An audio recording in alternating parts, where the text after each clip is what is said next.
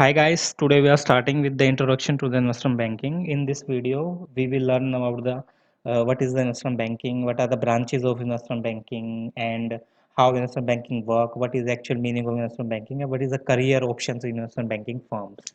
So last video में हमने discuss किया था कॉर्पोरेट फाइनेंस क्या होता है या बेसिकली इक्विटी और एम&ए प्रोसेस क्या होती है। आज हम देखेंगे कि इन्वेस्टमेंट बैंकिंग क्या होती है।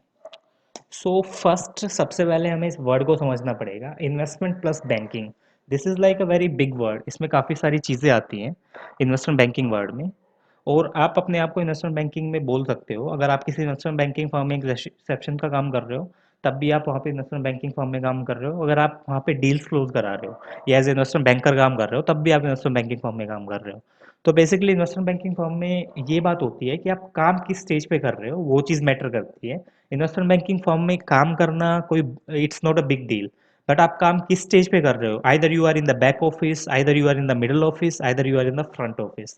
सो आप किस जगह पे काम कर रहे हो, किस पोजीशन पे काम कर रहे हो, क्या काम कर रहे हो, वो चीज़ सबसे बड़ी मैटर करती है। तो इन्वेस्टमेंट बैंकिंग बेसिकली होती क्या है। दो वर्ड्स का कोलेबोरेशन देखो, इन्वेस्टमेंट बैंकिंग। बट गाइस, इसमें ये दो वर्ड होते नहीं। इसमें ना तो कोई इन्वेस्टमेंट होती है, आप शेयर में कोई, आप बेसिकली बैठ के किसी पार्टी में इन्वेस्ट नहीं कर रहे, या कोई बैंकिंग होती है। तो इन्वेस्टमेंट बैंकिंग वर्ड बना कैसे। इन्वेस्टमेंट बैंकिंग बेसिकली क्या होती है, एक डिवीजन होती है, डिवीजन ऑफ द बैंक और the financial institution that serve the government, जो गवर्नमेंट को भी सर्व करती है, कॉरपोरेशन को भी सर्व करती है, इंस्टीट्यूशंस, फाइनेंशियल इंस्टीट्यूशन को भी सर्व करती है, by providing the underwriting services. Like capital raise करनी है शेयर्स के थ्रू, तो इन्वेस्टमेंट बैंक कराएगा।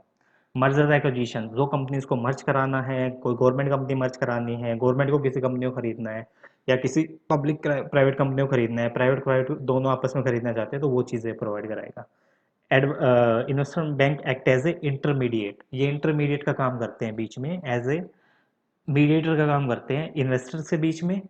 वो हैव मनी टू इन्वेस्ट, जिसके पास पैसा है इन्वेस्ट करने के लिए, प्लस कॉरपोरेशंस के बीच में, जो जिनको कैपिटल की ज़रूरत है, जो कैपिटल जिन्हें चाहिए अपने बिजनेस को ग्रो करने के लिए और रन करने के लिए। ये बेसिकली क्या है, एक इन्वेस्टर और एक कॉरपोरेशन दोनों को मिलवाने का काम करते हैं। That is the investment banker, उसको हम इन्वेस्टमेंट बैंकर बोलते हैं। सो बेसिकली इसमें तीन फंक्शंस होते हैं एज ए कॉर्पोरेट फाइनेंस की तरह। कैपिटल रेजिंग, सबसे पहली बात कि आपको कैपिटल रेज कराना पड़ेगा, अंडरराइटिंग सर्विस प्रोवाइड करना, कि मतलब किस प्रोजेक्ट में आपको पैसे डालने चाहिए, कहाँ से आप बेस्ट आरओआई ले सकते हो। लाइक अगर आपको टेक में पैसे डालने हैं, आपको रियल एस्टेट में पैसे डालने हैं, लॉजिस्टिक में डालना है, तो कहाँ से आप 100 रुपये लगा के वहाँ से 1000 रुपये कमा सकते हो। तो this is the work of investment banker. Merger acquisitions, अगर दो फर्म को मर्ज होना है, या दो फर्म एक टेक्नोलॉजी पे काम करते हैं जो अफोर्ड नहीं कर सकते हो अकेला अकेला, तो वो अलग अलग अफोर्ड नहीं कर सकती, तो उनको इकट्ठा मिलकर काम करना पड़ेगा। तो इन्वेस्टमेंट बैंकर्स वो काम करते हैं दो फर्म्स को मिलवाने का। आईपीओ एडवाइजरी, अगर किसी कंपनी को आईपीओ लेके आना है अपना, तो उस केस में इन्वेस्टमेंट बैंकर क्या करेंगे, वो आईपीओ एडवाइजरी देंगे कि आपको क्या क्या कंप्लायंसेस करने चाहिए, कैसे आप आईपीओ लेके आ सकते हो, कैसे रूल्स फॉलो करने चाहिए, कैसे लिस्टिंग करनी चाहिए। तो आईपीओ एडवाइजरीज में इन्वेस्टमेंट बैंकर काम करते हैं। So basically investment banker services, वो ब्रांचेस थी, अब सर्विसेज क्या क्या प्रोवाइड करते हैं उसके अलावा। So there can be sometime confusion between the investment bank and the investment banking. काफ़ी टाइम हमें कंफ्यूज हो जाते हैं कि इन्वेस्टमेंट बैंक क्या है, कमर्शियल बैंकिंग की तरह ही है क्या, ये लोग भी लोगों से पैसे लेते हैं और इन्वेस्ट करते हैं क्या, इनमें हम अकाउंट खुलवा सकते हैं, या इनमें हम बैंक्स की तरह लॉकर खोल सकते हैं, x amount of the services ले सकते हैं। सो आंसर इज नो, इनमें ये सब हम काम नहीं कर सकते। बट ये क्या करते हैं, जो एक फुल सर्विस इन्वेस्टमेंट बैंक होता है, वो काफ़ी सारी सर्विसेज प्रोवाइड करता है, जिसमें आपके अंडर राइटिंग सर्विसेज आ गई, जिसमें एम&ए आ गया, मर्जर एक्विजिशंस आ गया, जिसमें सेल्स और ट्रेडिंग आ गया, आप शेयर्स में ट्रेड करना चाहते हो, सेल्स में करना चाहते हो, वो चीज़। उसके बाद आपकी इक्विटी रिसर्च आ गई, या एसेट मैनेजमेंट हो गया, या कमर्शियल बैंकिंग होगी, उसके थ्रू आप करा सकते हो।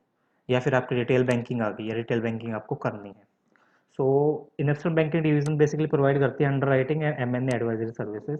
इसमें सबसे पहले आपकी आ गई एम&ए एडवाइजरी सर्विसेज। फिर फंड रेज करना है, आपको कितना फंड रेज करना है, किसी को कैपिटल रिक्वायरमेंट है या स्टार्टअप्स को फंड रेज करना है, तो उसमें इन्वेस्टमेंट बैंकिंग एडवाइस करती है। इक्विटी रिसर्च करानी है, आपको कौन से शेयर में पैसा डालना है। मैं यहाँ पे छोटे शेयर्स की बात नहीं कर रहा, बेसिकली किसी पीई फर्म को 100 करोड़ रुपए डालने हैं किसी रियल एस्टेट के शेयर में, तो इन्वेस्टमेंट बैंकिंग इक्विटी रिसर्च के थ्रू आपको ये बताएगी कि कौन सा सेक्टर आपके लिए बेस्ट है, प्लस कौन से कंपनी के शेयर्स आपके लिए बेस्ट हैं जिससे आप ज़्यादा पैसा कमा सकते हो। सेल्स एंड ट्रेडिंग में बेसिकली आपको डेरिवेटिव्स में डील करना है या फ्यूचर ऑप्शंस में डील करना है, वो ट्रेडिंग करता है इन्वेस्टमेंट बैंक। एसेट मैनेजमेंट, अगर आपको अपने पोर्टफोलियो मैनेज कराना है या अपने एसेट्स मैनेज करनी है या आपके पास पैसा है उसको आप बेटर रिटर्न्स के लिए पोर्टफोलियो मैनेज करना चाहते हो, तो एसेट मैनेजमेंट करता है। आईपीओ एडवाइजरी, आपको कैसा आईपीओ लेके आना चाहिए, क्या क्या कंप्लाइंसेस करनी चाहिए, वो चीज़ें करता है। Plus commercial banking, commercial banking में आप बैंक अकाउंट नहीं खुलवा सकते, बाकी सर्विसेज कमर्शियल बैंक से रिलेटेड थोड़ी बहुत ले सकते हो उसमें। प्लस रिटेल बैंकिंग, जो रिटेल बैंकिंग छोटे सेक्टर्स की बैंकिंग होगी वो इन्वेस्टमेंट बैंक्स करते हैं। बेसिकली अब हम देखते हैं आईपीओ एडवाइजरी क्या होती है। आईपीओ एडवाइजरी हम जो बता रहे हैं, सबसे बड़ी बात आईपीओ एडवाइजरी में हम काम क्या क्या करते हैं। सो आईपीओ एडवाइजरी बेसिकली एक प्रोसेस होती है जहाँ पे जो कंपनी पहले अनलिस्टेड थी, प्रीवियस अनलिस्टेड कंपनी, जो सेल करती है अपने नए या एग्जिस्टिंग सिक्योरिटी और ऑफर करती है पब्लिक को फर्स्ट टाइम। लाइक मेरी कोई कंपनी थी, सपोज मैंने जोमेटो जोमेटो में लिस्ट होने के लिए जा रही है, लेकिन वो पहले अनलिस्टेड थी। उसने अब क्या किया, पब्लिक की कैपिटल लेना चाहती है, तो उसने अपना सारा पैसा छोटे छोटे ट्रांची छोटे छोटे प्रपोर्शन से बांट दिया और वो पब्लिक को शेयर ऑफर करती है। तो उस आईपीओ वो होती है। तो आईपीओ से पहले, prior to the IPO, a company is considered to be private. IPO से पहले कंपनी बेसिकली प्राइवेट कंपनी होती है, बिकॉज उसमें पब्लिक का पैसा नहीं लगा हुआ, सारा पैसा खुद का प्राइवेट ओन्ड है, तो इसलिए प्राइवेट कंपनी होती है जिसमें काफ़ी small number of share holders होते हैं। Small number of share holder in the sense आप बोल सकते हो उसके प्रमोटर्स हो गए, उसके इन्वेस्टर्स हो गए। और वो एक लिमिटेड होती है, छोटे लिमिटेड होते हैं इन्वेस्टर्स तक, लाइक द एंजल इन्वेस्टर और the VCs, venture capitalist and the HNIs, जो Bill Gates, Ratan Tata, like Ratan Tata ने अभी पैसा डाला था किसी इन्वेस्टमेंट ऐप में, ग्रो ऐप में, या अभी वॉरेन बफेट ने पैसा डाला पेटीएम में, तो हाई नेट वर्थ इन्वेस्टर्स या early stage investors, like founder families होगी, फाउंडर्स हो गए, या उनकी फैमिली ने पैसा डाल दिया, दोस्तों से पैसा लेके डाल दिया, तो उस तरह। आफ्टर एन आईपीओ, आईपीओ के बाद जो इश्यूइंग कंपनी है वो पब्लिकली बन जाती है। आईपीओ के बाद जो आपकी प्राइवेट कंपनी है वो पब्लिक बन गई। क्यों बन गई? क्योंकि पब्लिक का पैसा उस चीज में आ गया, पब्लिक ने उस चीज में पैसा डाल के शेयर ले लिया, तो एक पब्लिक कंपनी बन जाती है और स्टॉक एक्सचेंज पर लिस्ट हो जाती है। लाइक आपका अगर पैसा फ्लोट कर रहा है, घट रहा है, घट रहा है, तो उस हिसाब से आपको स्टॉक एक्सचेंज पे उस चीज के इफेक्ट देखने को मिलते हैं। सो आईपीओ इज कॉमनली कहा जाता है गोइंग पब्लिक। आईपीओ को बोलते हैं कि पब्लिक के अंदर जाना, मतलब गोइंग पब्लिक, पब्लिक में चला गया। आईपीओ का प्रोसेस क्या होता है? सबसे पहले हम अंडरराइटर सेलेक्ट करते हैं कि किसको हमें शेयर देने हैं, जो हमारे शेयर्स बिकवाएगा। ड्यू डिलिजेंस देखते हैं, जो हम एक्चुअल में जो अपने फाइनेंशियल अकाउंट दिखा रहे हैं या कंपनी की वैल्यूएशन 500 करोड़ या 2000 करोड़ बता रहे हैं, तो वो एक्चुअल में है भी या नहीं, उस चीज़ की डीडी करते हैं।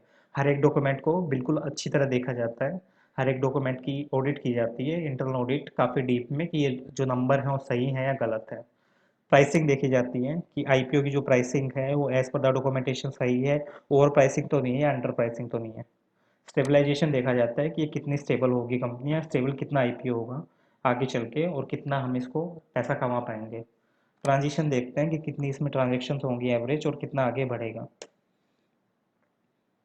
तो सबसे पहले आईपीओ एडवाइजरी में हम एक इन्वेस्टमेंट बैंक को सिलेक्ट करते हैं जो हमारे लिए एज अंडर राइटर काम करेगा। सो ये फर्स्ट स्टेप होता है इस प्रोसेस में। इशूइंग कंपनी के लिए, जो कंपनी अपने शेयर इशू करना चाहती है, वो एक इन्वेस्टमेंट बैंक चूज करेगा। लाइक हमने जेबी मॉर्गन को चूज कर लिया, या हमने मॉर्गन स्टैनली देख लिया, कोई अदर बैंक देख लिया, जो हमें एडवाइस करेगा कंपनी को उसके आईपीओ की, क्या आपको क्या क्या रिक्वायरमेंट्स फुलफिल करनी चाहिए, प्लस अंडरराइटिंग सर्विस देगा, आपके शेयर्स को बिकवाने का काम करेगा। जो इन्वेस्टमेंट बैंक है वो इन क्राइटेरियाज पे काम करता है। बेसिकली रेपुटेशन कैसी है कंपनी की, क्वालिटी ऑफ द रिसर्च कैसी है, और इन्वेस्टमेंट बैंक कैसी क्वालिटी ऑफ रिसर्च करता है, इंडस्ट्री एक्सपर्टाइज कैसी है इन्वेस्टमेंट बैंक की, कितनी डील्स उसने क्लोज कराई है, डिस्ट्रीब्यूशन कैसा है, investment bank issued securities provide करता है इंस्टीट्यूशंस को, या वो पहले से काम करता है, या उसके अच्छे रिलेशनशिप है या नहीं इस सेक्टर में, या वो कितने इन्वेस्टर्स के साथ उसका अच्छा रिलेशन है या नहीं है। तो इन चीज़ों पे ये चीज़ काम करती है कि उसी बेसिस पे हम एक अच्छा इन्वेस्टमेंट बैंक सिलेक्ट करते हैं। सेकंड आपकी डीडी होती है। डीडी में हम देखते हैं डॉक्यूमेंट चेक बेस्ड और regulatory feelings, law and legals के हिसाब से क्या क्या हमें करना है। तो अंडर राइटिंग बेसिकली प्रोसेस होती है जिसके through investment bank act as a broker हो, ब्रोकर बन जाता है कि उसको ये सारी चीज़ें करनी है, प्लस इन शेयर्स को बेचना है, इशूइंग कंपनी के शेयर्स को पब्लिक को सेल करना है by the initial set of shares. तो फॉलोइंग अंडर राइटिंग अरेंजमेंट्स देखता है वो इशूइंग कंपनी के बारे में। फर्म कमिटमेंट, कि किस एग्रीमेंट के थ्रू अंडरराइटर परचेज कर रहा है पूरा का पूरा ऑफर। आइदर ये एग्रीमेंट है कि अगर 90% शेयर नहीं बिके तो सारे शेयर इन्वेस्टमेंट बैंक को खरीदने पड़ेंगे, या कोई ये एग्रीमेंट है अगर 95% शेयर बिक गए तो 5% शेयर कंपनी वापस ले लेगी, इन्वेस्टमेंट बैंक को नहीं शेयर खरीदने पड़ेंगे। या इन्वेस्टमेंट बैंक कोई गारंटी प्रोवाइड कर रहा है कि आपके इतने सारे शेयर बिक जाएंगे, नहीं तो मैं उन्हें परचेज कर लूँगा। तो किस कमिटमेंट के अंडर इन्वेस्टमेंट बैंक ने ये चीज़ें उठाई हैं। Best effort agreement, invest underwriter है वो गारंटी नहीं देता इस बेस्ट एफर एग्रीमेंट के अंडर कि मैं आपकी शेयर्स बेच पाऊंगा या नहीं। वो आपके लिए अमाउंट रेज कर देगा और वो सेल सिक्योरिटी करेगा on the behalf of company. अगर बिक गए तो ठीक है, उसने अंदर कमीशन ले लिया, नहीं बिके तो रहने दो, वो नहीं खरीदेगा। ऑल और the known agreement, basically offer shares हैं वो सोल्ड कर दिए जाते हैं और जो बाकी की ऑफरिंग है उनको कैंसिल कर देते हैं। सिंडिकेट्स ऑफ द अंडरराइटिंग, जो पब्लिक ऑफरिंग है वो मैनेज की जाती है एक अंडरराइटर के द्वारा। एंड जो मल्टीपल मैनेजर्स क्या काम करते हैं, बेसिकली एक इन्वेस्टमेंट बैंक सिलेक्ट करते हैं जो लीड जनरेट करता है। और इस एग्रीमेंट के अंदर जो लीड इन्वेस्टमेंट बैंकर्स होता है वो स्ट्रेटजिक अलायंसेस बनाता है। स्ट्रेटजिक उसने बनाई कि इस शेयर्स को ऐसे बेचना है दूसरे बैंक को, और वो उसका पार्ट बेच देता है शेयर का, और एग्रीमेंट अराइज करता है कि हमें इस आईपीओ को डाइवर्सिफाई करना चाहिए या नहीं मल्टीपल बैंक्स के बीच में या नहीं। प्राइसिंग अब कैसे डिसाइड होती है, हमने आईपीओ अप्रूव करा लिया एसईसी से, और इफेक्टिव डेट भी डिसाइड होगी किस दिन हमारा आईपीओ मार्केट में आएगा। सो जिस दिन आईपीओ मार्केट में आएगा इफेक्टिव डेट से पहले हम क्या करती है, इशूइंग कंपनी और अंडरराइटिंग डिसाइड करते हैं ऑफर प्राइस, कि हमारे शेयर का ऑफर प्राइस क्या होगा, लाइक किस प्राइस पर हम अपना शेयर सोल्ड करेंगे इशूइंग कंपनी को, या किसको कंपनी को बेचेंगे, और प्रेसाइज नंबर ऑफ शेयर, और कितने शेयर बेचेंगे। ये नहीं कि सारे बेच देंगे, सारा स्टेक दे दिया, 20% बेचेंगे, 50% बेचेंगे, 70% बेचेंगे, कितना स्टेक हम देंगे उसको। और ये डिसाइड करता है कि ऑफर प्राइस कितना इंपॉर्टेंट होगा, मतलब, और इसका प्राइस जो कंपनी रेज करेगी वो किस ऑफर के बेसिस पे होगा। तो ये फैक्टर्स हैं, बेसिकली ये फैक्टर इफेक्ट करते हैं ऑफरिंग प्राइस को। Success and failure of the road show, जो हमने रिकॉर्डेड ऑर्डर बुक्स ली थी, या जो हमने एज ए इनिशियल बेसिस पे एज ए डमी लोगों को शेयर बेचना शुरू किया था, तो कितनी उसके लिए हमारी रिक्वेस्ट आई है वो चीज़ देखते हैं। और कंपनी का गोल क्या है, कंपनी क्या बनना चाहती है, एक्सपेंड करना चाहती है, पैसा लिक्विडेशन में जाएगा, या बंदे कंपनी अपने पास रखेगी, कैसे करेगी, गोल पे डिपेंड करता है।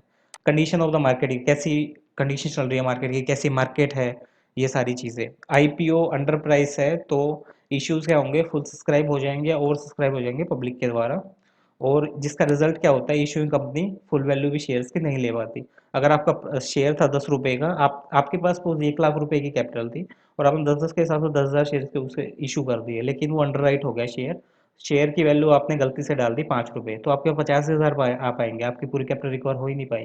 और अंडर प्राइसिंग बेसिकली कंपनसेट करती है इन्वेस्टर्स को रिस्क से, और वो इन्वेस्टिंग में आईपीओ में ले नहीं पाते। अगर ओवर सब्सक्राइब है तो वो काफ़ी गुड आईपीओ होता है। सपोज 10 रुपये का शेयर आपने ऑफर किया था, लेकिन उसकी डिमांड इतनी आ गई कि आपको 15 रुपये या 20 रुपये में बेचना पड़ा, तो आपके लिए काफ़ी गुड आईपीओ है, क्योंकि आपने उससे 2 या 3 गुना पैसा कमा लिया।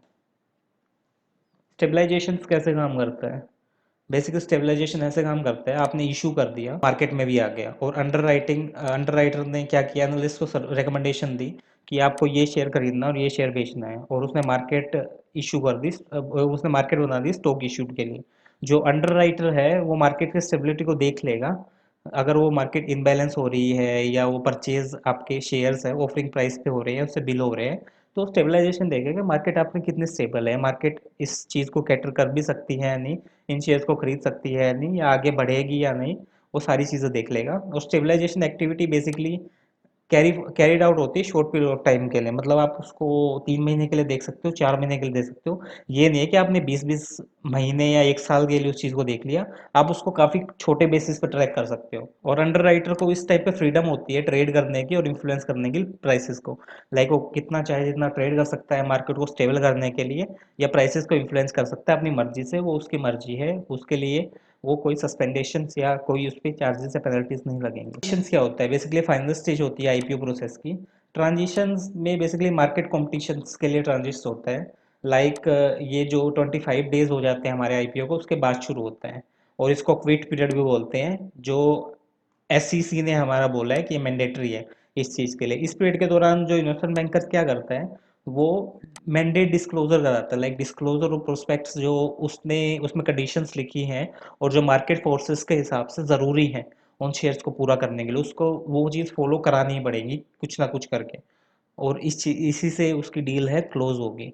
और आफ्टर द 25 पीरियड डेज, अगर उसके 25 पीरियड डेज लेस हो जाते हैं, चले जाते हैं, तो उसके बाद अंडर राइटर क्या करेगा, एस्टिमेट रिगार्डिंग द अर्निंग, वो अपनी अर्निंग के लिए एस्टिमेट करेगा उसमें कितनी अर्निंग्स हुई हैं, प्लस वैल्यूएशन करेगा इशूइंग कंपनी का, जो इशूइंग कंपनी है उसको वैल्यू करेगा किस बेसिस पे वैल्यू हो रही है, प्लस इसकी जो वैल्यू थी पहले 1000 करोड़ थी, अब आईपीओ के बाद इसकी वैल्यू 5000 करोड़ हो गई है, तो उसको वैल्यू करेगा, और अंडर राइटर अज्यूम करेगा as a role of adviser मैंने अपना काम पूरा कर दिया, और इवेल्युएटर द इशू, और इवेल्युएट करेगा इश्यूज को कि ये इशू सही से हुए हैं या नहीं, और इनको कैसे मैं कैटर कर सकता हूँ या नहीं, उन सारी चीज़ों को उसको देखना पड़ता है।